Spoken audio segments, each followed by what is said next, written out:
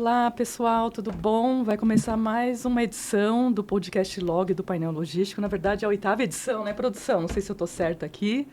A gente já estava num bate-papo muito legal, muito gostoso. Você que está aí, você não pode perder, porque são histórias assim de vidas muito bonitas, né? Mas eu quero agradecer você, né, que curte, compartilha, que indica outras pessoas, porque esse podcast é feito para você e para todos que trabalham na logística, com muito carinho, com muito amor. E eu quero agradecer aqui o Bruno, né, que é da Promofarma, a Jade da Raizen, né? E aí a gente vai começar a conversar agora. Aí eu dou a palavra para a Júlia, para ela agradecer os patrocinadores que fazem também tudo isso acontecer, né? Isso aí, então o nosso podcast Log é realizado pelo Painel Logístico, maior veículo de logística. Os principais de logística, né? Está 15 anos no mercado. Então, que proporciona esse podcast com a possibilidade da gente conhecer cada vez mais sobre os grandes profissionais que estão por trás das grandes empresas. E também aos nossos patrocinadores, o apoio, então, Divisão Logística do Grupo GPS, maior grupo de multisserviços do Brasil, Logs Logística, Binswanger Brasil, Softtrack, né? W3 e Combilift. Isso, muito bem, Júlia, legal. E agora, com quem que a gente vai conversar? Então, vamos começar introduzindo um pouco sobre os nossos convidados, né? A gente vai falar primeiro com o Bruno também, que é Head de Logística e Distribuição de Rede das Farmácias Promofarma, com mais de 63 lojas ativas, 75 Bruno. 75 lojas. Já 75, um número mais atualizado ainda. Quase 20 anos de atuação na área de logística, já passou pela JBS, DHL, Brasil Cacau, Copenhagen, entre muitas outras empresas que a gente vai conversar agora, né, Bruno? Muita coisa legal aqui, né, Júlia? Tem muita informação. Aí, você não pode perder. Tem muita informação. Tem um MBA em Logística pela FGV, graduação em Administração pela Unip. Começou a carreira como auxiliar de estoque em 2005, Bruno. A gente vai falar mais sobre isso também. E hoje é responsável pela distribuição de mais de 81 lojas no e-commerce. Já foi, né? Isso foi na Copenhagen, né, no e-commerce, nós tínhamos mais de 600 lojas, agora já estão com mais de 1.000, né, na Copenhagen. Na Promofarma nós temos 75 lojas hoje e estamos aí no roadmap para abrir mais 8 lojas já meados aí até agosto. Então está num plano de expansão bem grande. Ele vai contar direitinho para a gente daqui a pouco. Você quer apresentar a Jade então, Carolina? Então, a Jade, eu estava olhando aqui, ela tem um cargo muito diferente, diretora executiva de performance e excelência da Raizen. É difícil ver um cargo desse, né? Você que trabalhou sempre com logística, né? Eu achei muito interessante. E você chegou na Raizen em 2022. Você já passou pelas empresas Accenture, Deloitte, Pirelli, Camil. E a sua atuação tem foco na distribuição operacional de produtos, armazém, gestão, né? Transportes, atendimento ao cliente. É um currículo grande, se for falar aqui, mas é bem resumido. Atendimento ao cliente, importação, exportação, demanda, projetos. E você faz vários projetos de sustentabilidade, né? Isso é muito legal. Na cadeia da logística reversa, para redução do impacto ambiental. Isso para a logística hoje, né? Super importante. Então, acho que a gente pode começar do começo. A gente quer saber de onde vocês vieram. Quem são vocês um pouquinho antes da logística. Fala como vocês chegaram até aqui. Já, se quiser começar. A Jade começa. Claro. Bom, primeiro queria agradecer aqui, né, o espaço. Obrigada aos patrocinadores. Obrigada aqui pelo convite. Acho que é sempre importante a gente ter esse bate-papo com o público que consome isso, que a gente sabe, né, que trabalhamos aqui nos bastidores muitas vezes, e muitas vezes o nosso trabalho ele é um pouco mais invisível de quando a gente chega numa loja e vê o produto lá, né, brincadeiras à parte, a gente estava no paralelo aqui, o produto ainda não chega por Wi-Fi, então, como o produto não chega por Wi-Fi, a gente precisa ter essas conversas. É importante a gente saber disso, que é a logística que leva tudo. E aí a gente precisa ter essas trocas, que é super relevante, então agradecer aqui ao podcast Log por ter esse espaço aqui, né? Obrigada a você também, Jade. Obrigada a vocês, meninas. E voltando aqui para a sua pergunta, né? Quando você comenta da jornada, né? Bom, eu, na verdade, eu sou nascida em Petrolina, Pernambuco. Eu não vou voltar lá atrás, porque senão vira outro podcast. Mas tenho, né, meu pai engenheiro, politécnico, minha mãe educadora.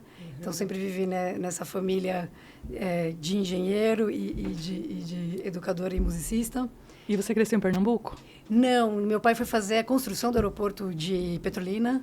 E aí eles acabaram morando lá. E quando eu tinha meus 3 anos, eles voltaram. Então, eu tenho essa vivência. E depois que eu voltei para lá, eu tenho uma conexão muito forte com o Nordeste. Então, gosto muito de estar por lá. E aí, cresci em São Paulo com a família.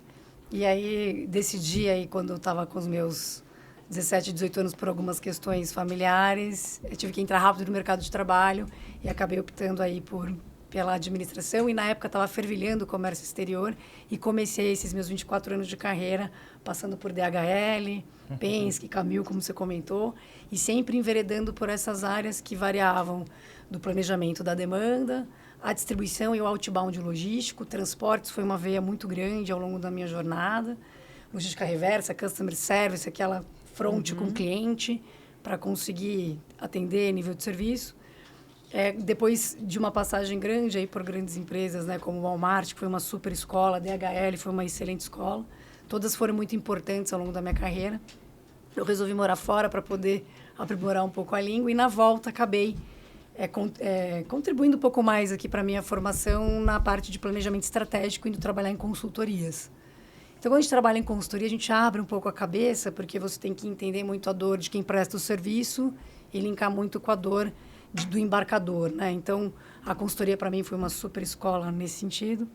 E aí, quando passando aí por essa fase de consultoria, que foi minha vivência, né, mais próxima agora, né, estando na Raizen nesses 2 últimos anos, né, eu fui fazer uma entrevista ali com hoje o Juliano Tamazo, que é meu chefe, né, o vice-presidente ali de supply chain.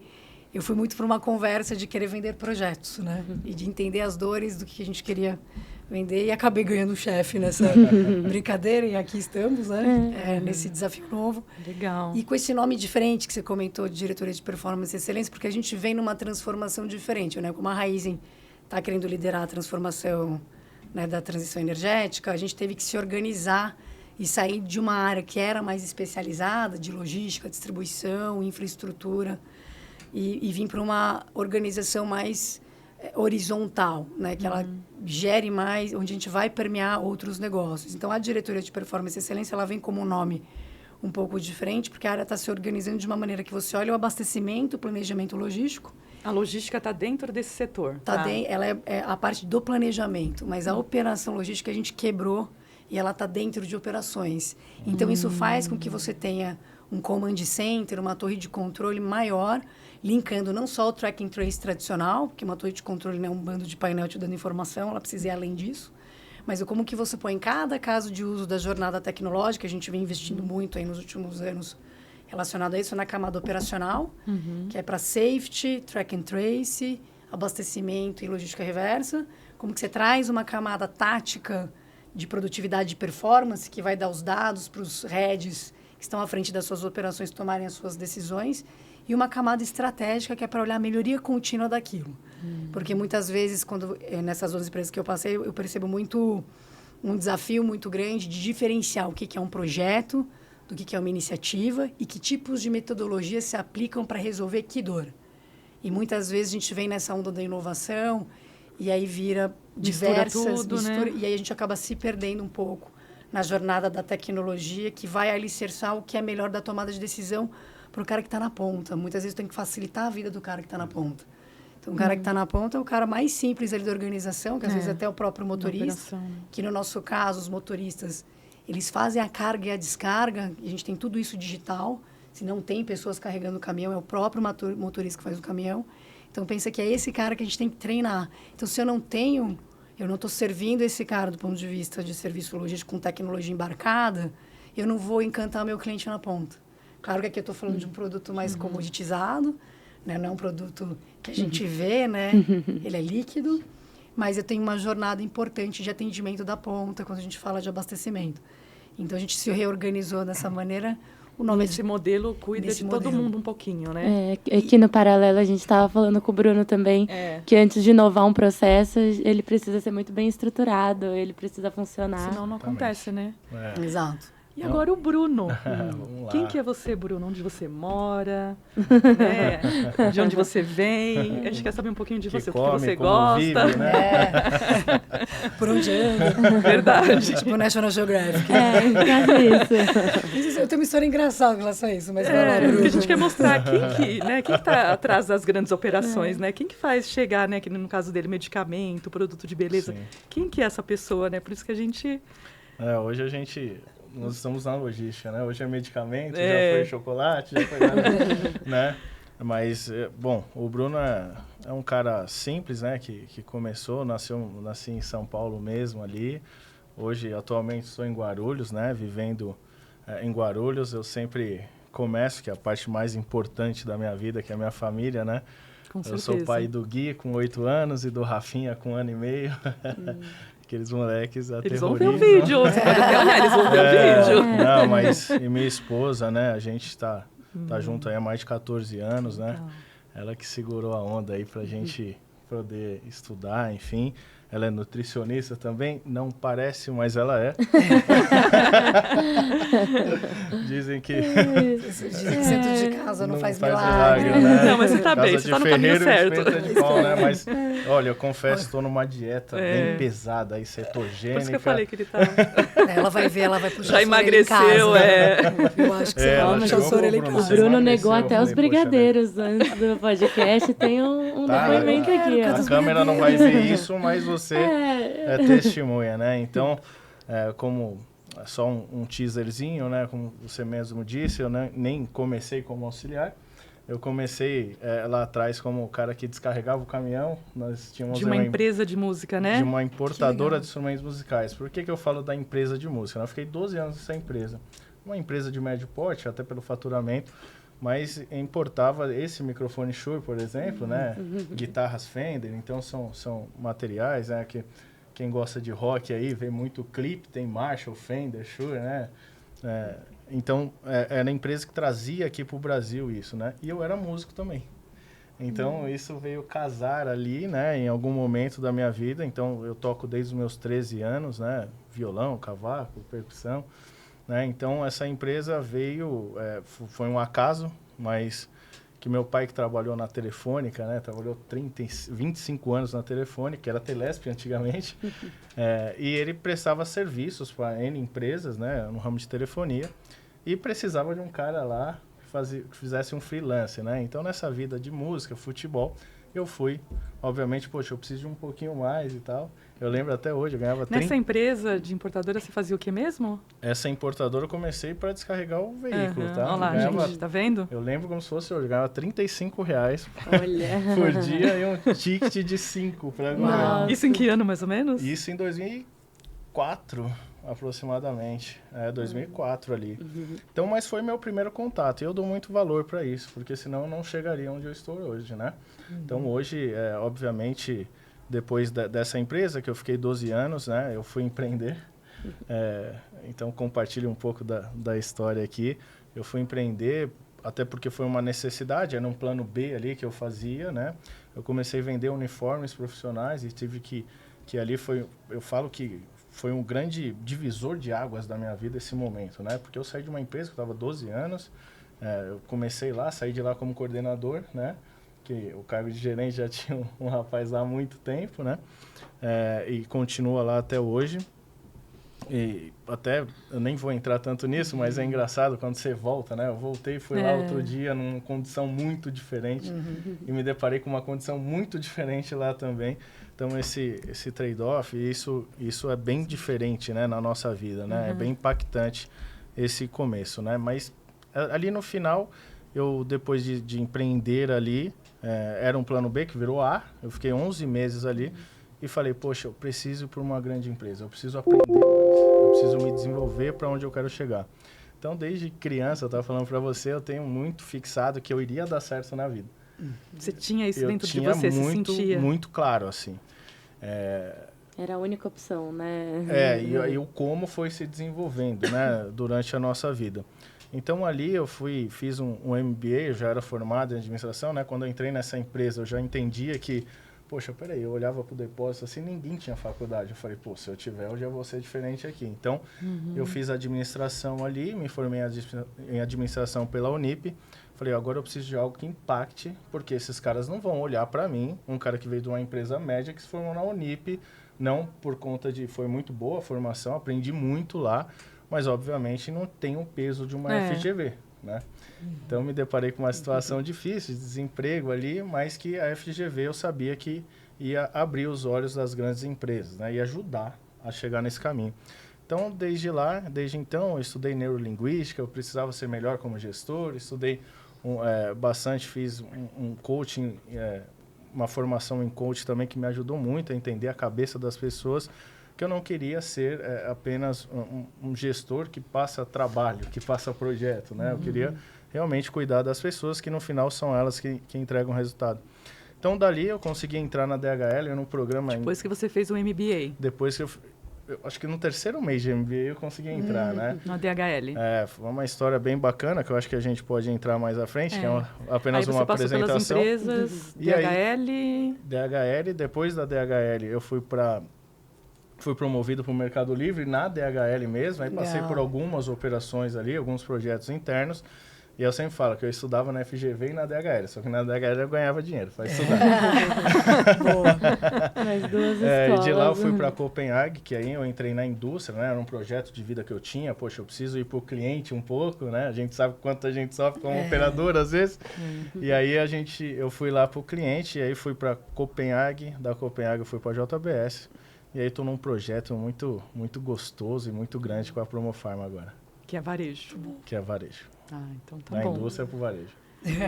Boa. Então, assim, são histórias assim com muitas experiências, né? Eu queria ver de vocês quais foram os maiores desafios, assim, de um resumo, se vocês conseguem fazer. Não sei se o Fábio quer começar, se a Jade... Bruno, desculpa. Pode ir, Jade. Fique à vontade. Cara, desafio é sempre...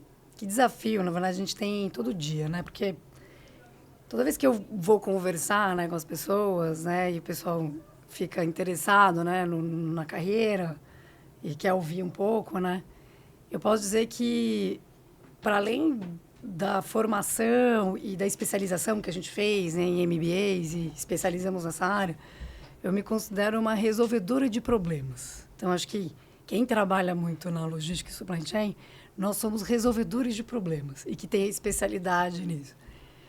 E aí, os desafios, eles vêm ao longo da carreira nesses lugares, ou de crise, ou de problemas que você enfrenta, que você precisa executar. E, para mim, o maior desafio é como que você influencia e inspira as pessoas a resolverem aquele problema, como, né, comentou o Bruno, que são eles que vão resolver.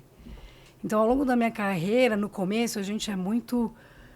KPI-driven, né? Como que a gente tem que entregar. E aí, às vezes, a gente atropela, né? E eu tinha um perfil muito de fazer. E ao longo desses 24 anos, o que eu aprendi muito é qual é a diferença entre você ser um bom gestor e um bom líder. E a gente confunde essas coisas. Então, para mim, o maior desafio é em que momento você tem que ser um bom gestor, em que momento você precisa ser um bom líder. E aí, num paralelo, assim... o que é importante, né? Ao longo da carreira, eu tive algumas pessoas, né, que trabalhavam comigo e que a gente acaba promovendo, né? E aí, às vezes, a gente promove essa pessoa para um lugar de, putz, eu preciso resolver um problema, eu vou colocar o melhor especialista técnico naquela vaga para fazer acontecer.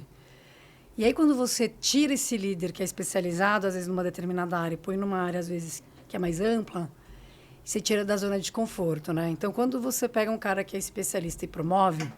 Normalmente, ele pode correr o risco de matar o liderado, né? Tentando ilustrar um pouco, né, o que eu estou querendo dizer. É uma visão bem diferente que você tem, assim.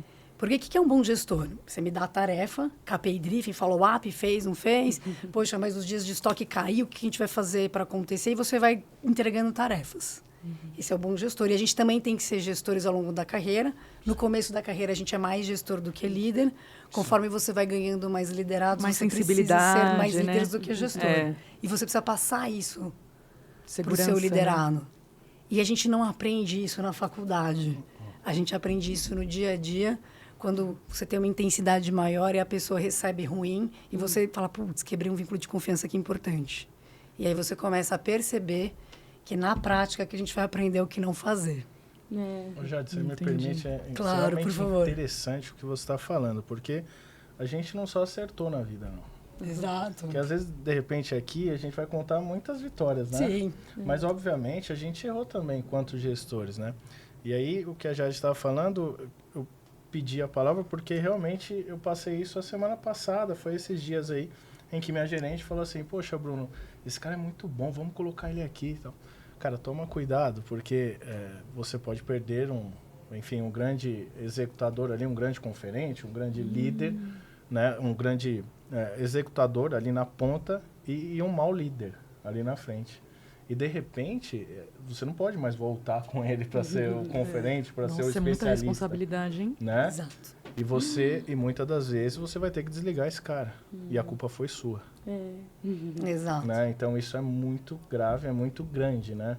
Então, hoje eu tento realmente ser o líder, né? Calma, né? Vamos ver se realmente faz sentido ou não. Nossa, bem e do outro lado é a capacitação. Assim, qual é a esteira de capacitação que você tem que ter para essa pessoa e com que clareza você tem que ter. Então, a escutativa, a observação, o acolhimento é importante. E aí, nesse exemplo, o que aconteceu, né, nessa história? Né? Você tinha um cargo, você precisava promover, e aí a gente decidiu promover ali, né, um coordenador de transportes, só que você colocou o coordenador de transportes, né, um gestor ali de transportes, numa cadeira que ele dominava muito bem os problemas. E do outro, você colocou lá um gerente que veio de uma área industrial para uma área de planejamento que ele não conhecia nada. Depois de um tempo, qual desses dois líderes você acha que promoveu mais gente? O líder que estava fora da zona de conforto. Porque ele precisava ouvir mais. Né? Ele não podia tomar a decisão porque ele não conhecia. Essa outra cadeira... Ele já estava ali? O cara falou, não, faz assim que eu já fiz isso 1 milhão de vezes, é o melhor caminho. E às vezes é que nem criança. Você vai ensinar a andar, mas você não pode andar por ela. Talvez o caminho que você tenha por conta da experiência que você já viveu tecnicamente ali, você já sabe como chegar mais rápido. Só que se você não dá a oportunidade do seu liderado trazer outras ideias, mesmo que seja um caminho maior, ele também não pratica a liderança e você também não. Então, essa é a diferença de um bom gestor e de um bom líder. O bom líder vai escutar mais, e quando ele sai da zona de conforto, ele contribui mais para resolver os problemas que a gente tem no dia a dia. Porque, do ponto de vista acadêmico, gente, o contexto o produto precisa ir do ponto A para o ponto B com eficiência e nível de serviço. E a gente vai passar por todo o leque da cadeia de valor do supply chain aqui até entregar. E a reversa, quando dá problema, que a gente tenta rezar para não acontecer. Então, assim, no final do dia, academicamente, a gente vai ser preparado, a gente vai ter as melhores escolas, mas esse dia a dia desse desafio... A gente só aprende na prática, não tem como, né? Esse, para mim, é o maior desafio. Em que momento job, né? Você tem que ser um bom gestor e em que momento você tem que ter um bom líder e como você prepara e deixa um legado. Isso, para mim, é a minha maior preocupação hoje, quando a gente fala de formação e tem esses bate-papos aqui, que é como que você forma isso, porque isso você não vai aprender nos livros. Nossa, que bom, Jade. É muita responsabilidade sua também, né? Respeito ao próximo também, né? Exato. E para você, Bruno? Os maiores desafios, se você quiser falar de conquista também. Depois a gente pergunta para a Jade também as conquistas. Eu o que te marcou mais? Assim, os maiores desafios na logística, né? Desafios e conquistas. Fala primeiro de desafios, depois você fala de conquistas. Assim, eu acho que na transição que eu falei para a DHL foi um grande desafio. Né? Eu saí de uma empresa que não era tão processual para uma que é 100% processual. Né? E ali eu aprendi muito sobre link, pauta, a forma que eu penso sobre as operações. Né? Mas eu cheguei num cenário, numa Sanofi, uma multinacional, né? Em que, obviamente, ali era uma operação que tinha apenas 3 anos, né? E eu vim de fora. A DHL dá muita oportunidade para quem está lá dentro, né? Então, eu entrei num programa ali que chamava College Novos Talentos, né? Que tinha mais de 7 mil inscritos ali, sobraram 13 e eu fiquei entre os 2 e entrei. Né? E aí tem um imponderável, né? Com certeza tinha pessoas melhores que eu ali, mais capacitadas, mas eu acho que eu falo muito sobre oportunidades, né? Então, o que diferencia a Jade? Pô, quantas pessoas não estavam ao seu lado e quantas pessoas chegaram onde você chegou? Né? Todos tiveram a mesma oportunidade. Todos dividiram o mesmo chefe, talvez, os mesmos lugares, né? A diferença foi que ela enxergou a oportunidade. A diferença está em quem enxerga a oportunidade. Porque todos nós vamos ter. Né? Eu estava comentando que todos nós temos as mesmas ambições. Tem as mesmas chances, né? Se você perguntar para alguém de 15 anos, de 20, pô, o que você quer na sua vida? Eu quero ganhar dinheiro, eu quero um bom carro, eu quero comprar uma casa própria, quem não tem. Eu quero uma família estruturada, eu quero... O sonho das pessoas, eu quero ir para os Estados Unidos, enfim, o maior sonho das pessoas, 90% das pessoas querem a mesma coisa. O que vai te diferenciar nesse caminho? Né? São as oportunidades que você enxerga e, obviamente, os desafios. No final, tudo faz muito sentido. Mas no final, o que pauta a sua vida são os seus resultados. Não tem jeito. Infelizmente ou felizmente, né? E aí a gente fala de um país capitalista, né? Obviamente você precisa ter resultados ali para que você... Senão você nem desafio você vai ter. Já começa por aí, né? Então, eu acho que a saída minha, assim, de uma empresa menor para uma DHL, uma multinacional, e aí enfrentar operações como Sanofi, PepsiCo, P&D, enfim, muitas operações enormes, né? Com pessoas ali que estão a um caminho muito longo. Então, eu tive que me preparar muito por trás. Eu lembro que no primeiro PD, no diálogo de performance que nós tivemos lá, eu comentei com ele que foi sopa de letrinhas, né? Eu não entendia quase nada, né? Então, eu lembro que o primeiro dia que eu pisei na operação, uma operação de 40 mil metros, eu tinha, sei lá, 2 mil metros, 3 mil metros. E aí eu entrei como coordenador já lá e eu passei com um amigo, né? Com um rapaz que me apresentou a operação. Ele falou, o que você quer saber? Difícil, né? Uma operação enorme, né? Eu falei assim, olha... eu preciso saber o que não fazer aqui dentro. Aí ele ficou olhando pra minha cara, né? Ele falou, mas vamos lá. Então, na DHL aqui, você não pode ter nenhum desvio com segurança, né? É um resultado global, né, Jade? Total. Segurança e meio ambiente número um. Nós cuidamos um dos outros, né? Em primeiro lugar. E o OMS, que é o Tracking de Performance. Então, você precisa entregar esse cara aí, que também é um resultado global, não é isso? E aí, eu falei assim, aí no final do dia, aí depois nós comentamos algumas coisas, ele falou assim para mim, Bruno, por que você me perguntou o que não fazer? Eu falei, porque o que não fazer são duas coisas. Ser mandado embora, eu já não vou. Tô garantida aqui, né? Não é verdade? Agora, o que fazer, eu acho que vai ser o dia a dia, né? A gente vai aprendendo, vai colocando ali aquilo que a gente, do off the job, né? Que significa no máximo aí 30% do que a gente entrega. E a gente vai colocando, vai vivendo, vai aprendendo, vai caindo, né? Igual a Jade falou de uma criança andando, né? Eu tenho muito isso com meus filhos, né? Eu me preparei bastante para ser pai. E normalmente você vê o bebê caindo ali, eu tenho um filho de 1 ano e meio, eu não vou lá levantar ele. Eu nunca vou levantar. E hoje, se eu der a mão, ele não pega na minha mão. Ele levanta e fala assim, papai. Né? Ele olha para cima. Por quê? Porque ele precisa aprender. A gente vai cair muito, né? Então, esse foi um dos grandes desafios que eu tive. Então, eu recebi ali, eu comecei como coordenador de um recebimento, era uma operação de 3 anos, que obviamente quando você starta a operação, você olha muito para o outbound ali, né? Tem que entregar, tem que chegar lá na loja e tem que vender. Ainda, né? Isso. Tá. Na operação da Sanofi.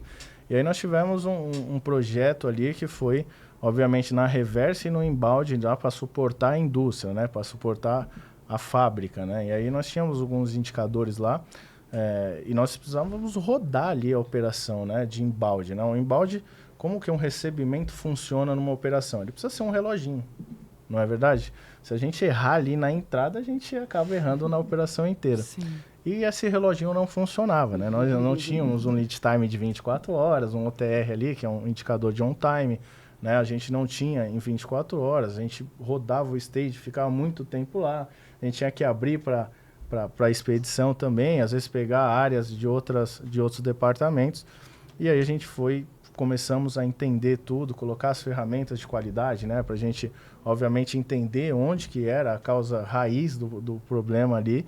E aí, consequentemente, a gente, com o tracking de performance, e aí não tem jeito, né? O que não pode ser medido não pode ser gerenciado. Não tem outra forma. Né? E aí, a gente entendeu tudo isso ali e vimos que o nosso gap estava no giro ali do stage, né? Então, como chegavam muitos veículos à tarde... O que acontecia? Vamos colocar todo mundo à tarde, o maior contingente tem que ser à tarde. pro visual faz super sentido. Mas peraí, se os erros chegar tarde, eu preciso... Você tem que cadenciar. Eu preciso cadenciar essa cadeia, eu preciso dar uma olhada lá para trás. Normalmente, quando você olha pro final do processo, e aí você falando de melhoria contínua, você coloca isso no final, obviamente você vai ter que vir para trás, e aquele projeto que você fez aqui, ele já não vale mais, porque ele atrapalhou toda a cadeia para trás disso, né? Então, é importante a gente olhar do início e aí a gente cadenciou um pouco mais, né? Você criou um modelo de operação, Exatamente. né? Você alinhou a operação do cliente. E aí colocamos, obviamente, ali um operador de madrugada só para fazer a subida e aí de manhã faltava um residual que até às 9 dava certo. E foi um grande case, assim, de sucesso que nós tivemos junto ao cliente. Da sua carreira. Da minha carreira teve vários outros, né? Eu falo porque esse foi um grande desafio, Primeiro, porque eu né? não tinha a experiência que eu tenho hoje. E aí é fácil falar de desafios agora, que eu tenho... Você vai arrumar o carro sem ferramentas. Eu não tinha tantas ferramentas naquela época. Então eu tive que, obviamente, me superar mesmo, e entender todo aquele cenário. Parece ser simples, mas numa operação que Às você vezes recebe mais de 800 pallets por isso dia. Que te você travar deu uma as indústria, né? ferramentas, Exatamente. Não pode travar a indústria de jeito nenhum. Exatamente, né? Ainda mais que de medicamentos, tem toda aquela questão de temperatura, de cuidado. Exatamente, né? tem N atribuições ali, normalizações, né? E regulamentações. Então, obviamente foi um grande case, porque eu saí, eu não tinha todas as ferramentas, e aí meu gerente chegou em mim e falou assim, ele veio do Rio de Janeiro, né? Ele falou assim, Bruno, você tornou o recebimento um reloginho. Eu lembro até hoje desse elogio. Então, muitas das vezes a gente esquece. Eu sempre falo que você ganhar um aumento, isso faz tudo parte do seu crescimento e faz parte de conquistas que você tem. Mas eu lembro muito mais dos elogios que eu tive do que dos aumentos. Comigo também foi assim, é normal. Faz parte, Porque né? é o reconhecimento também, né? Além do É uma valor. coisa que fica para você para sempre, né? Exatamente, né? Mas ouvindo você falar, sabe que eu lembrei? Quando eu estava no Walmart, a gente ia fazer a virada do e-commerce no Brasil. Esse é seu maior desafio. Eu fui passando vários aqui. O Bruno tem foi que escolher, falando. né? Escolhe um. Difícil. Então, tem alguns. Mas esse Foi um deles. foi um deles. Eu acho que foi um divisor de águas de quando eu estava ganhando maturidade num cargo gerencial e me credenciando como liderança para chegar onde eu estou hoje. Então, acho que ele é um marco na execução, né? Porque eu era gerente de transportes nessa parte de execução. E a gente tinha feito business case da virada do e-commerce e foi feito um CD terceirizado ali na região de Embu das Artes, se não me engano, que era para durar, acho que provavelmente 3 anos. O CD ele não durou 4 meses. Porque a gente... E aí vou falar gente, né? Porque teve uma equipe muito grande, né? Cada um no seu métier, do ponto de vista de desenvolvimento, né? A gente subestimou a volumetria, né, que ia chegar do e-commerce. Era o e-commerce estava chegando no Brasil, lá em 2009, então teve lá a validação. E o projeto que foi feito pelo time de projetos e engenharia era um CD menor, com poucas docas de recebimento e de expedição. E os caminhões chegando da indústria, a gente travou. Deu rede Record, helicóptero, travou. 2, 3 dias, virou uma crise. E o diretor me ligou e falou, Jade, vai para o CD. Quando eu entrei no CD, era um time novo, era um CD novo. Cada um, e eu estava olhando, obviamente, outbound ali e transportes. Então, minha missão ali era muito clara em expedição e organizar os transportadores. Então, quando cheguei lá, aquela coisa, os transportadores há 5 dias, assim, sem condições de usar um banheiro, etc. Não tinha posto próximo, então estava aquele caos de alta demanda, fluxo interrompido por conta de uma questão de infra. Quando eu entrei lá dentro, né, a gente fala muito dos carrosséis, né, na distribuição, quando você vai fazer o picking, vai fazer a separação, travado. Então, estava travado a entrada e saída. Então, pensa um armazém travado. Então, você precisa... Porque era muita demanda. Sem organização de recebimento. Que era o começo do e-commerce no Brasil, a gente estava aprendendo, e aí faltava, né? um pouco ali, talvez, de organização e travou. Então, o caminhão não entrava e não saía. Então, eu peguei um rádio, me dá um rádio, sentei lá, a pessoa, o que você vai fazer? Eu falei, não tenho a menor ideia. Vou organizar. Primeira coisa, o que você vai fazer? Não tenho a menor ideia. Sentamos lá com o diretor responsável, eu falei, o que você precisa? Ele falou, já está travado. Eu falei, tá bom, minha missão é transporte, né? Então, vamos ver. Fui lá na portaria, entendi o fluxo, cheguei para a portaria, falei, ninguém mais entra sem senha. Que senha? Não sei ainda. Pega um bando de papel aí, caneta, 001. E aí eu preciso que pegamos uma prancheta, pegamos, né, um pessoal, né, da expedição e falou, vai monitorar quantos caminhões tem aí, desde quando estão aí, que produtos tem, para a gente olhar pedidos de saída. Só que estava travado, então precisava criar fluxo. Quando eu cheguei lá, esse armazém que a gente tinha, né, terceirizado, não foi construído, ele não tinha espaço de manobra de caminhão. E não tinha pátio de manobra. Então, a primeira coisa que eu fiz é, vamos alugar o posto de gasolina mais próximo. Fomos com o carro até lá, pegamos o dono do posto e falou, eu vou alugar o seu posto por 3 meses para colocar 30 caminhões aqui. Então, foi a primeira coisa. Aí eu falei, dá quentinha para os motoristas e leva os motoristas até lá, para poder criar fluidez e chegar para os motoristas e falar assim, eu quero um representante de vocês para conversar. Não, porque a gente vai quebrar tudo. Não, ninguém vai quebrar nada. Um representante que dê para conversar. Você dizendo negociar. isso, você. Né? Com um megafone. Vem aqui, é você, então vamos lá conversar. Quantos estão aí? Eu preciso que você me ajude a organizar para fora, que eu vou organizar para dentro, porque ninguém quer que vocês fiquem sem comer, ninguém quer que vocês fiquem aí 10 dias parados. Não é benefício para nenhum dos lados. Eu sei que emagreci 3 quilos em 2 dias. Nossa. Porque eu rodava pra caramba, com um rádio no bolso e tal. E aí a gente foi criando, tirando o gargalo, né? Quando eu cheguei lá dentro, tinha uma responsável pela expedição, ela estava sentada chorando. Aí eu olhei pra ela e falei, você precisa de ajuda? Eu não sei o que fazer. Falei, calma, a gente vai sair daqui juntos.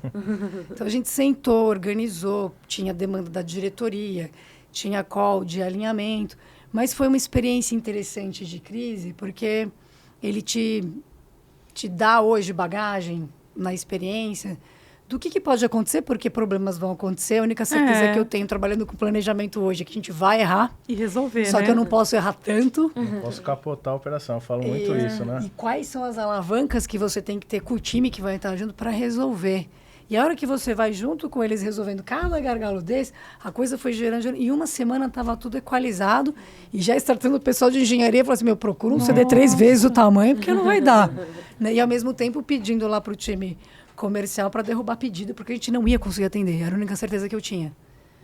Então, né, como que você faz esse... Claro, eu estava com um chapéu ali diferente, mas me lembrou, quando você fala de desafio, além dessa questão de pessoas, que isso vem depois com a maturidade, quando você está numa operação e aí você, por demanda, você desbalanceia, né? A logística ela é um transatlântico. Você não vira 360 de hoje para amanhã. É pesada. Né? Então, para você construir um armazém de 3 a 5 anos. Então, quando você tem um problema de erro de demanda, assim, que momento a gente deveria ter num piloto de inauguração daquele armazém, né? Quais as correções de erros e acertos, e o que deveria ser feito, e o que a gente, entre aspas, negligenciou ao montar uma operação que depende do giro do ativo, que é o caminhão. Então, se eu também não penso numa infraestrutura de engenharia, num CD que vai girar e-commerce, que é cross-docking puro, entrada e saída, milhões de produtos entrando e saindo. Se você não tem essa preocupação da engenharia da infra instalada, você capota uma operação, como o Bruno comentou. Tem que tomar muito cuidado. Né? Ainda mais na farmacêutica, você imagina que deve ter uma preocupação muito grande, porque aí você trava a entrada, trava a expedição, trava a saída, por consequência, você não vai entregar o produto, né? E gera custos logísticos para além da eficiência, porque isso não é nada eficiente, né? Então, ali foi um super desafio que depois se tornou um case de sucesso nesse sentido. Que resolveu, que marcou você, marcou, né? Desse ponto de vista da execução, assim, de como que isso depois te carrega para você. Deu tudo certo no final, isso que foi bom. Graças a Deus. O desafio e a conquista na mesma história. O Bruno também. Eu não sei se a gente pode falar um pouquinho de mercado agora, que vocês atuam em segmentos diferentes, né? Se vocês quiserem mencionar também sobre a empresa, fiquem à vontade. Tecnologia, como que está influenciando, a própria demanda, né, dos produtos. O que vocês esperam? O que vocês veem? O que está dando certo? O que precisa melhorar? Se vocês quiserem dar algum exemplo, Bruno, se você quiser. Claro. Bom, hoje é logística farma, né? Então, hoje sim, né? Na farma. E aí tem um paradoxo, né? Que eu saí da indústria ali, eu tava chocolate, carne, ali na cadeia fria, né? Totalmente diferente, tem muitas questões, alimento, principalmente né? Sai do alimento, no transporte, muitos desafios, né? E, obviamente, muda um pouco, né? Que é mais climatizado, né? No ramo farmacêutico ali, em life science, mas também tem suas características, né? E aí a gente sempre fala muito em propósito, né? Então, na operação, somente medicamentos, né? Não é... tem muito isso na logística, né? Que é caixa para lá e caixa para cá. E não é bem isso, né? A gente precisa de propósitos, não somente no lado profissional, mas pessoal também. E eu sempre costumo dizer que no ramo de medicamentos nós salvamos vidas, né? Você imagina que tem uma pessoa ali, vou trazer até um cenário simples, eu acho que do cotidiano de todos nós ali, né? Nós temos, poxa, muita gente com problema hoje de pressão arterial hoje, e de repente a pessoa está com a pressão altíssima lá, chega na primeira drogaria ali da esquina e não tem. Já passei por isso. Não é? Não é verdade? Então, assim, essa é a nossa responsabilidade, né, que a gente tem, né? Então, são N desafios, né? Então, no varejo do farma, a gente tem também uma diversidade enorme de SKUs, né? Então, são mais de 15 mil SKUs, né? Para você gerenciar um CD, um estoque, é um baita de um desafio, né? Hoje, a Promofarma, ela tem um giro de quase 100 mil unidades por dia, né? Essas 75 lojas que nós estamos em expansão, elas são abastecidas todos os dias, de segunda a sábado. Isso dá e aí, falando um pouco de supply, dá uma vantagem competitiva muito grande, né? Porque as lojas hoje não conseguem ter um estoque tão grande, né? Muitos dias de estoque dentro da loja. E, obviamente, essa reposição mais rápida, você consegue atender mais seu cliente ali no mix de produtos. O CD fica em Guarulhos, né? Fica em Guarulhos. E as lojas em São Paulo hoje. Capital ou estado? Hoje, estado de São Paulo. Toda São Paulo, né? Nós temos até Cotia ali, aproximadamente. Né? São Paulo e Grande São Paulo, por enquanto, né? Então, esse é um dos desafios que nós temos, né? E a questão hoje, e aí falando de operação, eu estava na JBS, eu estava na Matriz, eu tinha 16 CDs, 2 plantas espalhadas no Brasil. É um sistema totalmente diferente, com follow-up, com gerente, enfim. Hoje não, hoje eu assumi esse compromisso para a gente construir tudo isso, né, na Promofarma. E, obviamente, ali eu me deparo com algumas coisas, né? É uma logística mais urgente pelo fato de ter o consumidor final, extremamente urgente, extremamente urgente, né? Então... como eu disse, nossa família adora nosso celular, né? Ele toca bastante, né? Então, acho que as grandes tendências hoje, né? E aí falando um pouco de tecnologia, né? A gente tem ali uma base da pirâmide, né? Que não é fácil você ter mão de obra hoje. Né? Hoje em dia, a molecada, vamos dizer assim, né? Que é um pouco diferente da gente, que muitas das vezes até começou mais tarde em grandes empresas, mas sempre trabalhou ali, né? Dando o seu jeito, mas obviamente o pessoal não quer mais ficar o dia inteiro carregando caixa. A gente tem dificuldade, mesmo dando benefícios, enfim, tem mesmo dificuldade. Sendo o primeiro emprego, as pessoas não... E aí tem uma característica que é de inovação, de automatização, né? Então a gente hoje está nesse processo, está entendendo tudo isso, né? Por exemplo, na Copenhague a gente tinha um CD... Eu atendia 1000 lojas na Copenhague, né, no Brasil inteiro. Nós tínhamos 35 pessoas no CD. Nossa, era pouco, né? 35 pessoas no CD é pouco, né? É uma operação altamente automatizada, com transelevadores, enfim. Então, é um grande desafio hoje, e aí a gente tem que evoluir, porque tem uma rapaziada, uma mulherada, porque eu tenho 2 gerentes lá, que tocam a operação inteira, 200 pessoas lá, né? E realmente, talvez vocês vão falar que eu estou puxando um pouco, né? Eu estou meio cercado aqui agora. Você elogiou as mulheres ali atrás, é verdade. Mas realmente elas têm um olhar diferente, têm um zelo diferente. Um cuidado maior. E aí, falando de humanização na gestão, elas são mais humanas, você não tem a dúvida nenhuma, tá? Então tem muito... E aí a capacidade independe de qualquer gênero, né? Então, realmente ali hoje, aí é o cenário de hoje mesmo, né? Do varejo, né? A gente precisa ser imediatista mesmo. A gente precisa, hoje, costumo dizer que não tem uma drogaria, uma farmácia em cada esquina, tem 2, né? Então, a competitividade é muito grande e, obviamente, você tem que ter seus diferenciais, né? Quais são?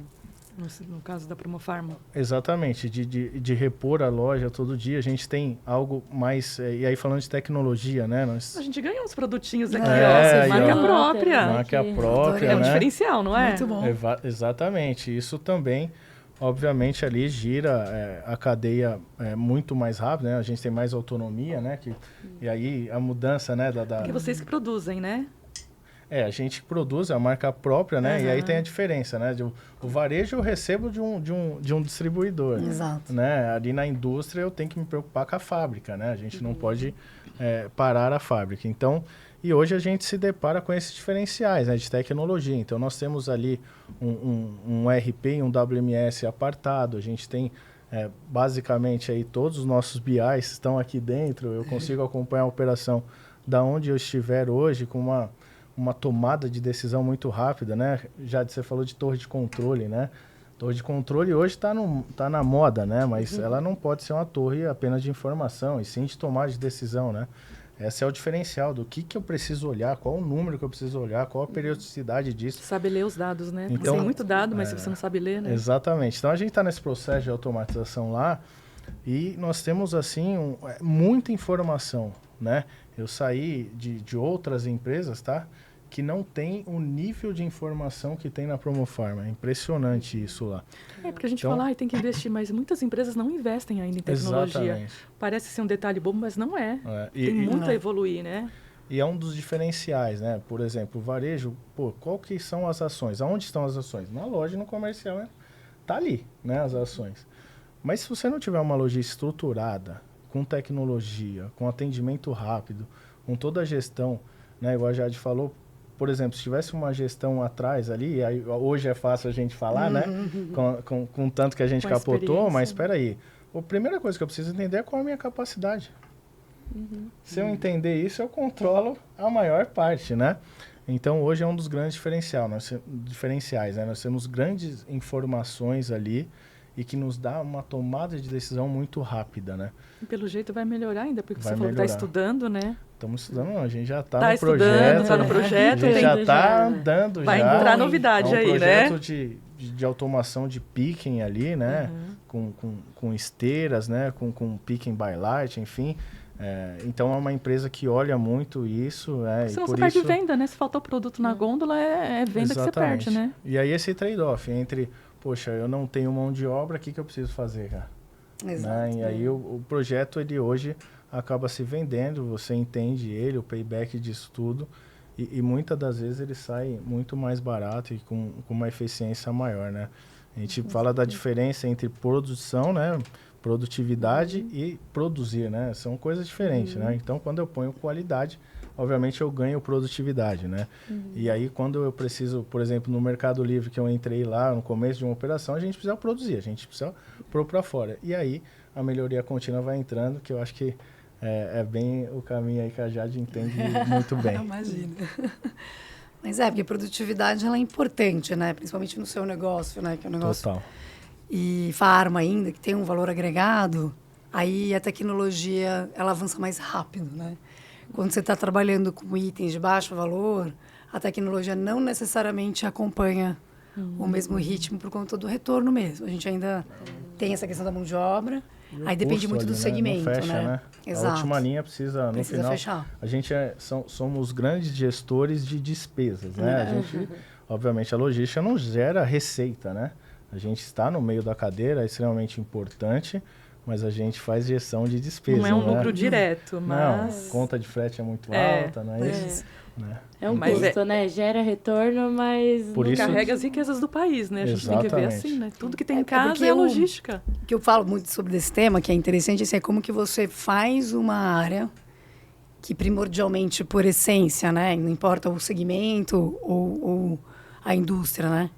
Ele é uma área de custo, mas você tem que transformar ela numa área de geração de valor, que esse é o desafio que a gente está vivendo na Raizen, que é como que você traz essa capacidade da movimentação para além do custo e gera valor através dos serviços que você pode criar por conta das capabilities que você tem e que só tem na cadeia de suprimentos. Então, esse é o maior desafio do executivo do futuro.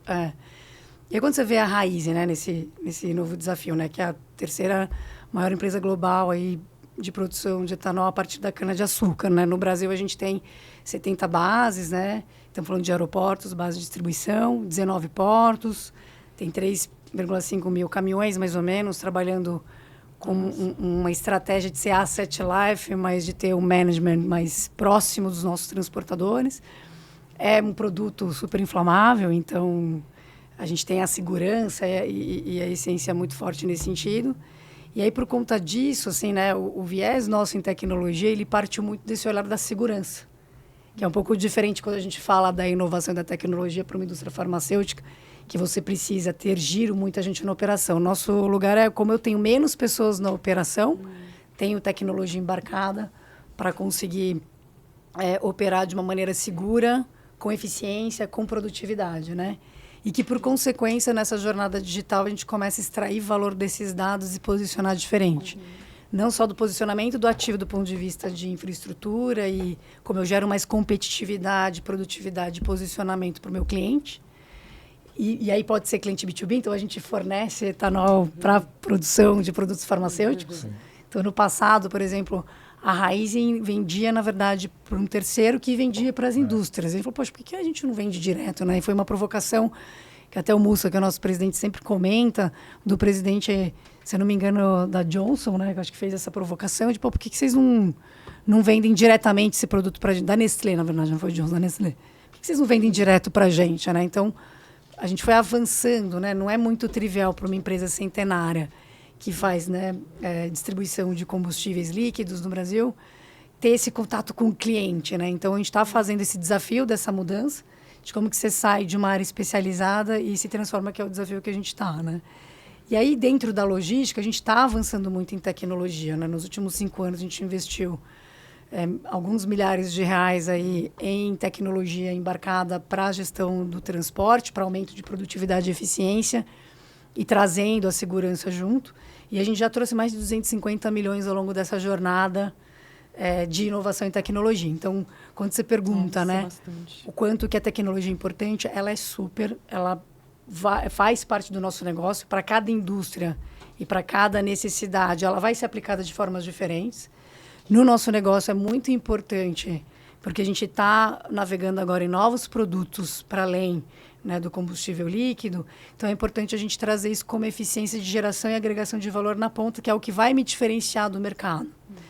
E aí a gente traz uma jornada muito de casos de uso. Então, qual é o caso de uso do coordenador de transportes? Que tecnologia eu tenho que ter com ele?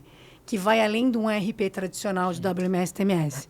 Porque o WMS e o TMS, eles vão endereçar o transacional do processo, que é onde eu não posso perder o olho na bola.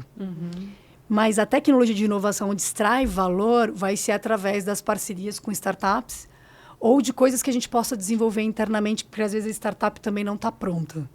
Então, a depender do grau de inovação, ou você vai buscar no mercado, ou você vai acelerar uma startup, ou você vai desenvolver dentro de casa. Então, a gente tem um mix na nossa área de tecnologia, muito em parceria com a nossa área que a gente chama de SN Tech, que é de serviços em tecnologia, que presta serviço para dentro de casa e para fora também.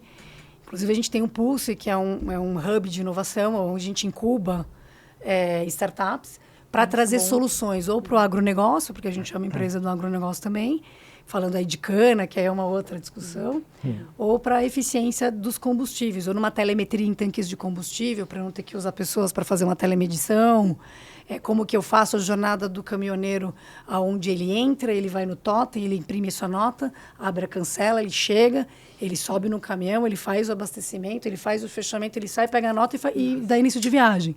Então, hoje a gente já tem tudo isso em prática, desde ter uma jornada de eficiência e produtividade do caminhoneiro dentro da base, pensando em telemedição de produtividade da cana no campo, no colhimento, através dos caminhões colheitadoras, por exemplo, e até a gente olhando ali no transporte rodoviário, câmeras de fadiga, onde a gente evita milhares de acidentes por minuto. Então, assim, a gente... Inclusive, semana passada, a gente tem um programa chamado Rodeio de Caminhões, onde a gente seleciona os 50 melhores motoristas com os nossos transportadores, tem etapas regionais.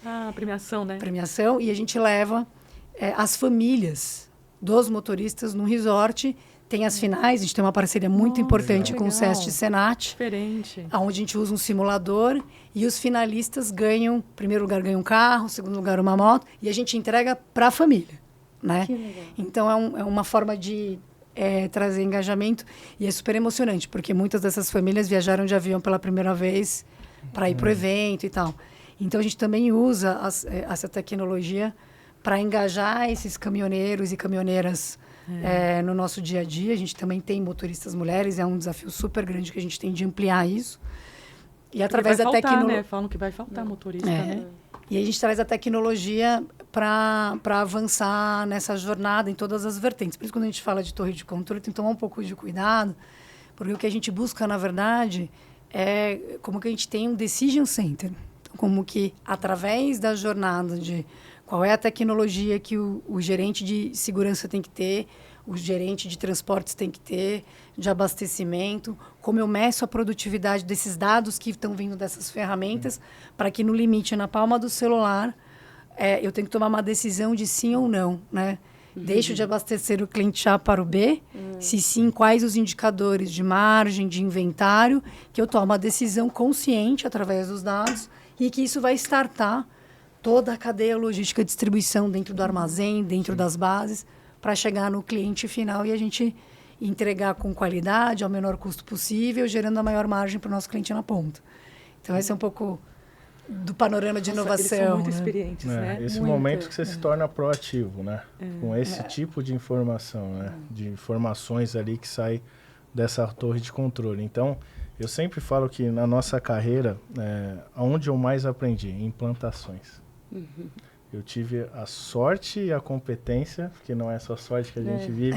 Com certeza. De estar no meio de implantações, né? Então, eu entrei na Sanofi, tinha 3 anos de operações.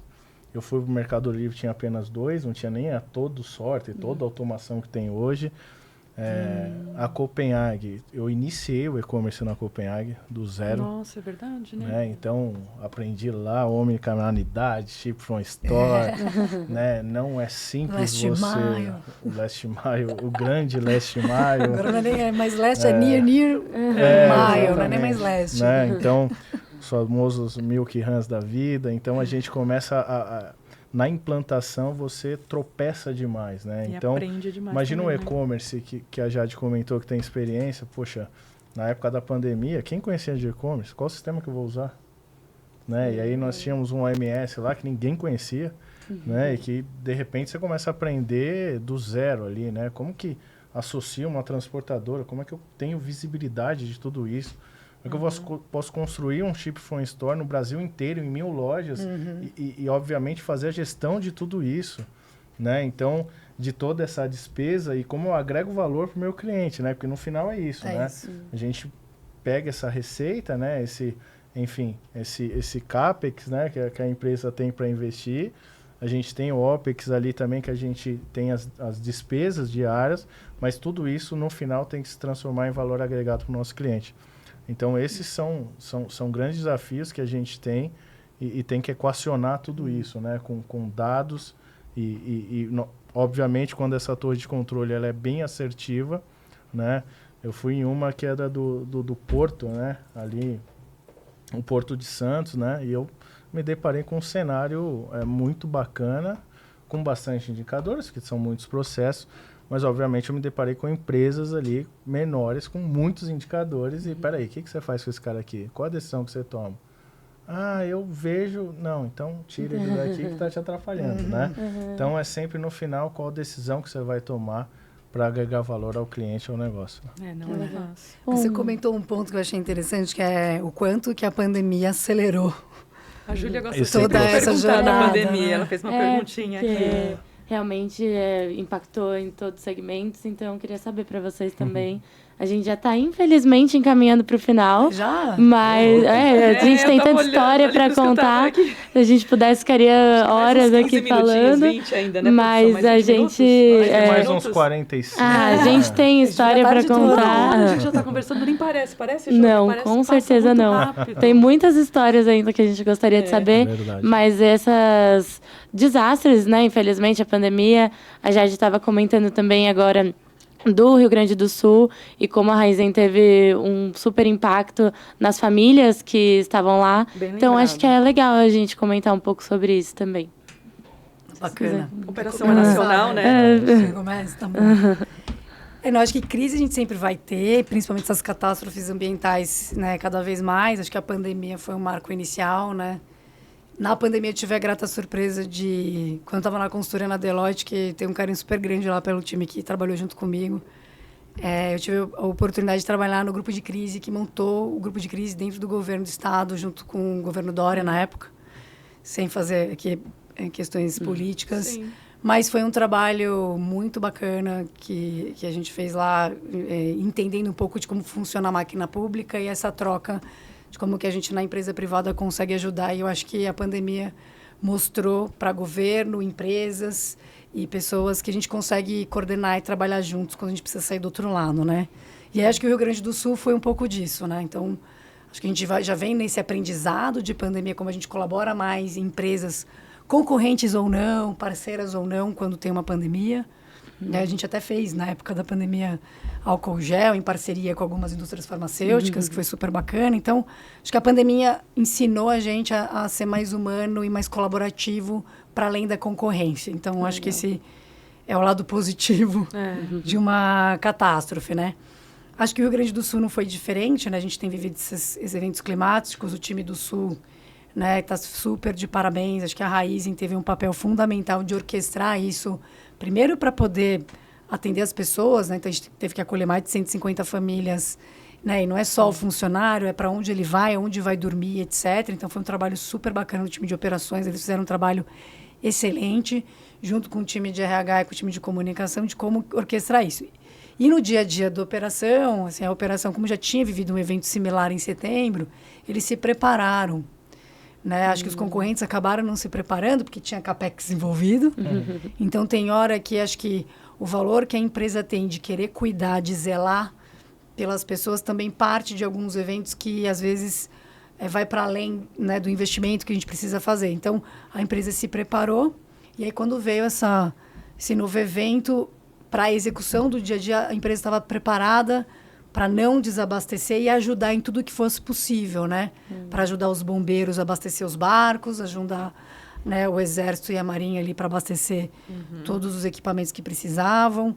Não desabastecer a região era importante, porque estava todo mundo circulando. Então, teve um trabalho muito importante de orquestração operacional para manter as operações e ajudar os nossos concorrentes, inclusive, que alguns não conseguiram. Então, a gente ajudou, inclusive, a abastecer a concorrência. E, do outro lado, também, esse olhar para as pessoas, né? Das doações, da mobilização. E aí, agora, tem um caminho de reconstrução importante, né? Cuidar da saúde mental dessas pessoas. E o maior depoimento para a gente foi quando um dos operadores, que é o Renan, que fez um trabalho excelente lá no Sul, ele que orquestrou tudo, o nosso supervisor de base lá fez um trabalho fantástico. Ele comentou com a gente que, putz, pessoal de outras concorrentes chegaram lá e falaram, poxa, mas que empresa vocês trabalham? Porque, assim, eu não estou vendo nenhuma empresa fazer esse acolhimento nesse grau que vocês estão fazendo. Não que as empresas não estivessem fazendo esse movimento, mas essa preocupação com as famílias, onde alocar, colocar todo mundo em segurança. E isso foi reverberando, porque às vezes você tem a família, mas os avós ou os pais daquela família também perderam suas casas. Então, a gente foi vendo que aquilo virou um efeito dominó. A proporção é muito maior. Então, a gente tentou acolher o máximo que a gente pôde, obviamente, né, começando pelos nossos colaboradores, mas também indo para os nossos parceiros de transportes. E assim vai, né? Então, as pessoas são o coração de tudo. Não tem como, né, deixar de lado. Deixa ali, né? Uma iniciativa muito... automatizar o que você quiser. Se não tiver a Precisa inteligência de humana... alguém ali atrás, né? No final do dia é sobre pessoas, né? Isso mesmo. E no seu caso, Bruno, como foi para você lidar nas empresas que você passou por esses movimentos, catástrofes, desastres? Na pandemia, realmente foi um lado bem diferente, né, de tudo, porque acho que ali a gente realmente aprendeu a ser um pouco mais humano, né? Eu acho que todos aqui percebem que a partir de passou a pandemia, as pessoas dão mais bom dia, né? Porque começaram, a gente, no final do dia, assim, todas essas conquistas, e para mim é muito inspirador eu ouvir a Jade aqui, ouvir vocês, mas no final do dia, as grandes coisas estão no seu cotidiano ali, né? No bom dia, com a sua família. Isso não é nenhum jargão, tá? Eu me deparei com isso... É bom ressaltar, né? Porque às vezes as pessoas esquecem, né? E aí é até difícil um pouco para mim falar, porque eu me deparei com isso. E aí no ramo de logística, às vezes a gente precisa sair de perto da família. Não é isso? E eu tive um momento que eu fiquei um bom tempo longe, né? Fui para Extrema, viajava bastante. E para mim, minha família é a base de tudo, né? E na pandemia, ainda mais, muitas pessoas que não tinham tanto tato com a família passaram a ter e enxergaram valor naquilo. E pessoas que tinham já valor naquilo teve que ficar longe muitas das vezes, né? Porque a demanda aumentou e você teve que aprender como lidar com o e-commerce ali. Então... Você ficou muitos dias fora? Ficava de segunda a sexta, praticamente. Olha, não voltava, e aí, realmente, eu tive... Meu filho ficou... até chegou a quase ali ficar em depressão, né? Sentindo sua falta. E com 8 anos ali, é um momento difícil, porque você acaba se sentindo culpado, né? Mas, por outro lado, você é pai e tem uma responsabilidade, né? Você precisa... eu precisava daquilo para obviamente, ele poder... Então, eu sempre falo que a gente precisa ter um destino, né? E aí eu tinha um plano muito rígido, assim, na minha carreira, da onde eu precisava ir para chegar até aquele lugar. Eu sempre faço alusão ao Waze, né? A gente tem um destino, mas, obviamente, a nossa disciplina, né? Se eu não errar o caminho, eu não aumento o tempo, né? Mas, o que a gente falou, né? A logística da nossa vida mesmo. A logística está em tudo, né? Então, poxa, e aí eu sempre falo, né? Você saiu do caminho, o que acontece com o Waze, né? Ele aumenta o tempo, não é isso? Ele recalcula. Só que ele fica reclamando, o Waze. Fala, pô, você errou de novo, tá de sacanagem. Ele não reclama, né? O que ele faz?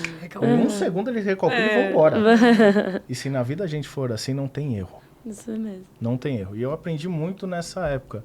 Porque as pessoas que trabalhavam com a gente, e aí voltando em pessoas de novo, né?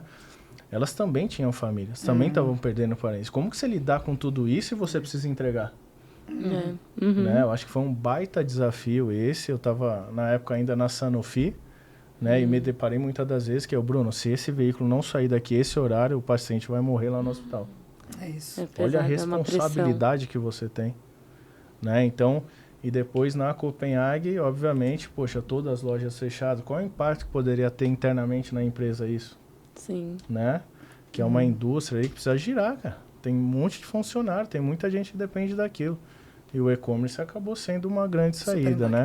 São as famílias daquelas pessoas também, né? E aí eu confesso que no final de tudo isso, né, que eu contei já um pouco desse grande desafio que foi o e-commerce ali, né, neste momento, mas no final você tirar coisas boas de tudo que você passa na vida, né? Verdade. Aquilo que é ruim serve de aprendizado e tudo bem, faz parte, né? As pessoas sabem que errar 2 vezes é burrice, né? Na verdade, eu acho que errar uma vez já é burrice, né? Porque a gente tem tantas pessoas influentes ao nosso redor, tanta gente que já errou. O que custa? Jade, você me passa seu contato? Olha, eu tô me deparando aqui com um cenário que nós estávamos lá no podcast e você comentou. Cara, como que capotou aquela operação lá? O que aconteceu? O que você não planejou que aconteceu aquilo? Eu já não vou errar. Sim, né? Então, aprender com os erros dos outros, né? Não necessariamente os nossos. Não necessariamente os nossos, né? Então, muitas das vezes a gente... E eu acho que essas pessoas... Isso é mindset, isso é pensar fora da caixinha. Né? Quando você começa a enxergar que, peraí, não tem só esse mundo aqui, né? Então, acho que a pandemia fez a gente ter esse olhar mais holístico, né? De todo o cenário e humanizar mais tudo isso, né? Por mais que tenha a máquina ali, né?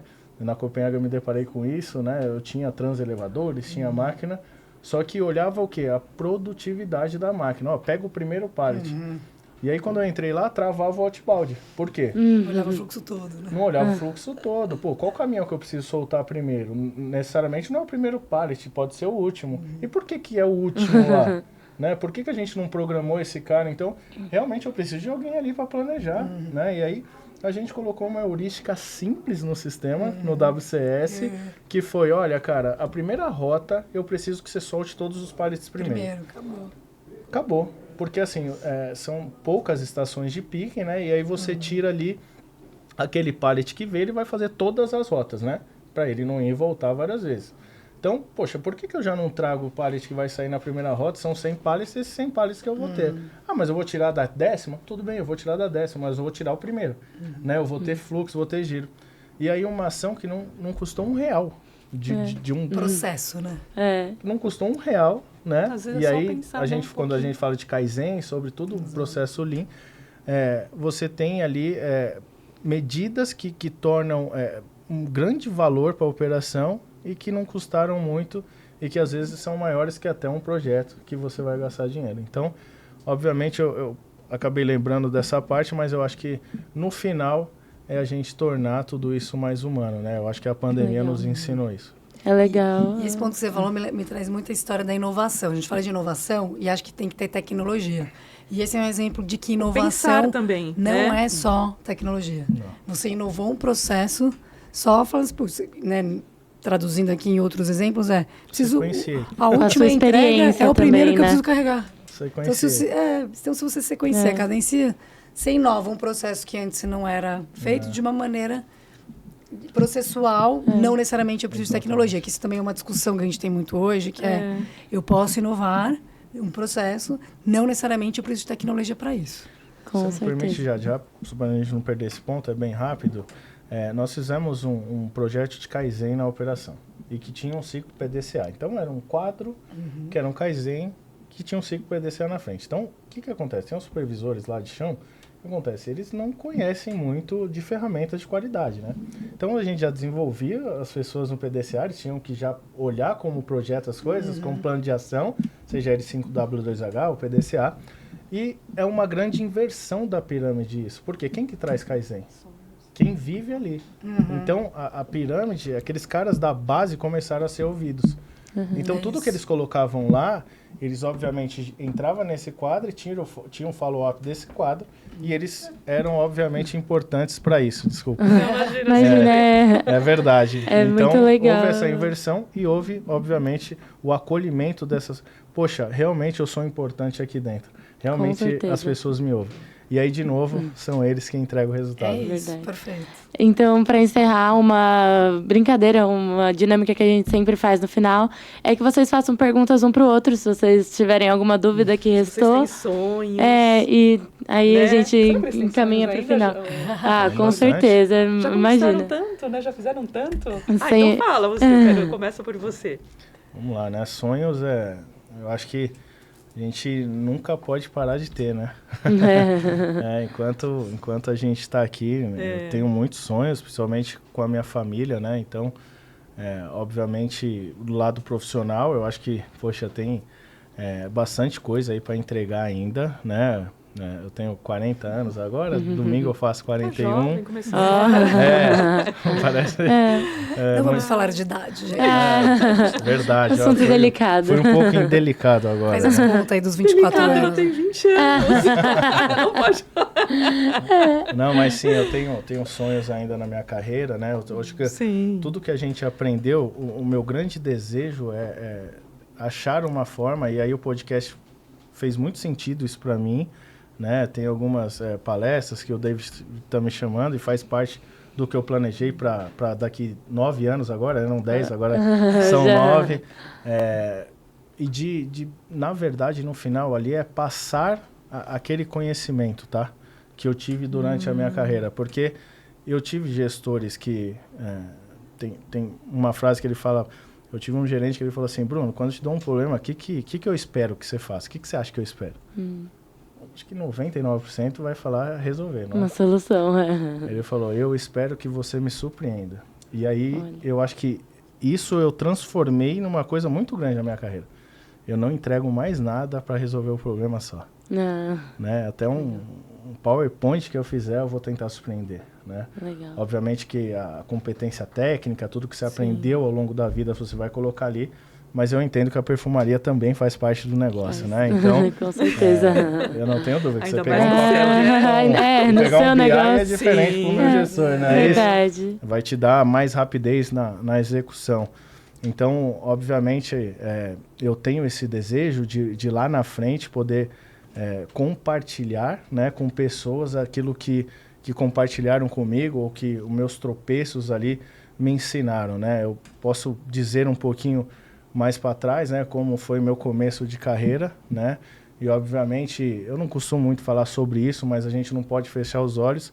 Existe uma questão racial no mundo, né? E que eu acho que você se depara com isso, Jade. Tem poucas pessoas ali com etnias diferentes, em gestão, em cargos altos ali. Então, eu sinto que eu tenho muita gente que eu preciso ajudar. Então, esse é o meu grande sonho. Isso me arrepia em falar, porque realmente é um desejo que eu tenho, assim.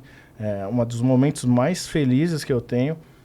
Uma pessoa da DHL, que eu passei 2 anos, ela me liga e fala: Bruno, eu fui promovido e você tem muito parcela nisso aqui. Então isso tem a ver com o propósito que a gente falou também. Não é nenhum projeto que você coloca. Esse é o maior prêmio que o gestor pode ter. Que legal. E ajudar alguém faz bem pra gente, né? Eu pelo menos me sinto assim quando eu ajudo alguém, né? É uma das nossas necessidades biológicas, tá? Você fica feliz, né? E seus sonhos, Jade? Eu ouvindo o Bruno falar, estava refletindo aqui, né? Então, acho que casa com essa história do legado e do propósito, né? E para a gente deixar legado e propósito, você tem que pensar em toda essa jornada, né? Não só do conhecimento, das experiências que você quer passar e os cargos que você vai galgar. Lembrando que a gente passa pelo cargo, a gente não é o cargo. Né? Que às vezes a gente confunde um pouco esse lugar. Então, já que a gente passa e não é o cargo, né? O CPF passa, o cargo fica. Qual é o legado que qual é o legado que você deixa? Então, o meu maior sonho é como que a gente prepara as próximas gerações para ter cada vez uma gestão mais humana, uma liderança mais humana, né? Então, esse é um ponto. E essa questão do acolhimento de diversidade, para mim, é super relevante, porque eu, como mulher LGBT e asiática, imagino os desafios que eu não passo para chegar até aqui todos os dias. Então, o meu maior desafio e legado é que a gente consiga construir times cada vez multidisciplinares, que a gente tenha mais diversidade de gênero, diversidade de raça, etnia, PCDs e assim vai. Equidade, né? Equidade em todos os quesitos. Claro, né, que tem toda uma jornada aí de aprendizagem, etc. Né? Então, para mim, o maior sonho que eu tenho é que lá na frente a gente veja mais diversidade nos cargos de liderança, mais diversidade nos boards das empresas, mais diversidade nos cargos executivos de diretoria, mais diversidade no management da empresa. E as 11 empresas que eu passei, eu tive uma gestora mulher. Olha. Né? Quando a gente fala de raça, não me lembro. Gênero, né? Antes era pior, melhorou um pouco, né? Então, assim, a gente precisa mudar um pouco disso. Então, para mim, o meu maior sonho é que a gente consiga permear mais diversidade e multivisões dentro do management da empresa, para que a gente acolha mais, né? Como você, né, Bruno comentou aqui. Que é possível, eu vejo que é possível. É difícil, mas você tem que ali, todo dia, nosso, construir, né? É nosso. E a gente tem que tomar cuidado, porque, como liderança, Bruno, assim, né, e aí eu e você aqui, a gente replica comportamento que a gente aprendeu. E, às vezes, o comportamento que a gente aprendeu não é o comportamento inclusivo. Por isso que te ouvir falar me alegra que a gente tenha essa escuta ativa, que a gente traga, porque senão a gente não promove diversidade. Isso não significa que não tem que tomar decisões. Isso não significa que a gente... Claro, existe uma hierarquia, etc. Mas como a gente quebra isso para criar ambientes mais inclusivos, para que a gente diminua o número de burnout que só cresceu depois da pandemia, né? Nós somos feitos de crença, né, Jade? De crenças, né? E é aquilo que a gente ouve, né? Então, como que as crenças são geradas, né? Daquilo que eu escuto, né? Que, obviamente, geram ali as minhas crenças, que geram minhas atitudes, que geram meus resultados. Então, eu preciso mudar lá no começo do processo, né? Exato. Aquilo que eu escuto precisa ser diferente. Então, acho que esse canal aqui é justamente para isso. Para a gente tornar a escuta das pessoas melhores e mais abrangente, porque melhor é relativo, mas mais abrangente, né? Com uma visão mais holística e, obviamente, criar novas crenças, novas atitudes e novos resultados nas pessoas. Que final emocionante. Deixar legado, né? Com certeza. Para inspirar as pessoas que vão ser os líderes do futuro, né? O estagiário de hoje vai ser o CEO de amanhã, né? Então, a gente tem que criar esse legado. Eu estou pensando aqui, não sei se a gente pode enfatizar ainda mais. Quem já trabalha na logística, que pretende crescer, quem não trabalha ainda, quais os conselhos? O que a pessoa tem que ter? Tem que estudar, não pode desacreditar, tem que ter fé, tem que ter dedicação. O que a pessoa tem que ter? Para encerrar, eu sei que o pessoal tá... Rapidinho. Então, bom, o que ela tem que ter é força de vontade, né? Eu sempre falo que a disciplina é a ponte para o sucesso. Não adianta. Enquanto tiveres as mesmas atitudes, tereis os mesmos resultados. Então, poxa, eu não vou acordar mais cedo, mas você vai ter o mesmo resultado. Né? As pessoas, elas são imediatistas e elas querem porque querem. Né? E aí começa a colocar a culpa em terceiros. Né? A gente se autocanibaliza a vida inteira. Né? Então, eu acho que é esse cuidado que você tem que ter. Agora, tem que estudar, né? Eu sempre falo que há uma estatística de off the job 30% e on the job 70%. Ou seja, eu preciso estudar. Obviamente, aí de novo, né? Poxa, escutem quem já passou por ali, cara. Porque vai encurtar seu caminho. Cada um tem a sua verdade. A minha verdade não é a sua. Mas talvez a minha verdade pode colaborar que seja 1%. Eu já vou sair daqui feliz. Mas ele precisa, obviamente, estudar sim. Né? Existe um lado que eu falo, o estudo, a Jade mesmo falou no começo, né? Que ele pode significar muito pouco? Sim. No final do dia? Sim. Só que ele te habilita. Sim. Né? Então, tem posições ali que é como você dirigir um carro. Eu posso saber dirigir, mas eu não sou habilitado. Então, eu não vou nem conseguir participar de um processo seletivo porque eu não sou habilitado. Não é isso? Então, essa parte você precisa ter. Não adianta, né? E a outra parte, e aí você entende se faz sentido você ficar 5 anos, 2 anos. Eu prefiro hoje, se eu for aconselhar alguém, fique 2 anos no máximo. E aí faça cursos bem pontuais para aquilo que você quer. Porque nós sabemos que existe uma indústria também por trás, né? Que não vem tanto ao caso. Mas eu acho que é esse conselho, né? Nada vem muito rápido, é um pouquinho por dia, uma construção, Exatamente. né? Seja disciplinado, né? E sempre tente achar dentro de você, porque isso está na sua mão. O cargo não está na sua mão, a oportunidade não está na sua mão, mas o seu desenvolvimento sim. Então, se tem alguma coisa que você pode fazer a partir de agora, é o seu desenvolvimento, é aquilo que está na sua mão. Legal. Não, muito e você, Jade, quiser complementar? Não, lógico, assim, o que eu acho que é assim, né, para o pessoal que está assistindo a gente, primeira coisa, seja curioso, Então, para além, né, do que o Bruno comentou, do aprendizado, que ele tem que ser constante, isso aí para mim é check, seja curioso e seja genuíno naquilo que você quer buscar, porque isso vai ser importante ao longo da carreira. O segundo ponto é protagonize. Então, assim, não delegue a sua carreira na mão de ninguém. Sim, por mais que a gente tenha lideranças inspiradoras, por mais que a gente tenha inspirações, como o Bruno aqui, né? Cuidado com as armadilhas Porque, às vezes, a gente espera o líder dizer para onde a gente tem que ir. E você também tem que saber para onde você quer ir, né? Que aí volta ao ponto que o Bruno comentou aqui, que você precisa ter o destino. Né? Já sei o que eu quero. Que isso, para mim, a gente falou muito aqui, né? De protagonismo. E o terceiro ponto é esse acolhimento da diversidade. Então, escuta ativa, né? Eu ouço muito o nosso vice-presidente de RH fala muito, né? O Greener. Ele diz, fique rouco de ouvir. Porque é isso que vai fazer você ser uma pessoa melhor, você endereçar aquilo que faz sentido. E tem um quarto ponto, propósito. Se você linkar o seu propósito de vida, o seu trabalho, tudo fica mais leve. E a gente faz as coisas mais leve, porque o dia a dia ele é maçante. Então, acho que se eu pudesse encerrar, eu encerraria com esses 4 pontos, que acho que são fundamentais para o encarreiramento e para o desenvolvimento individual de cada um.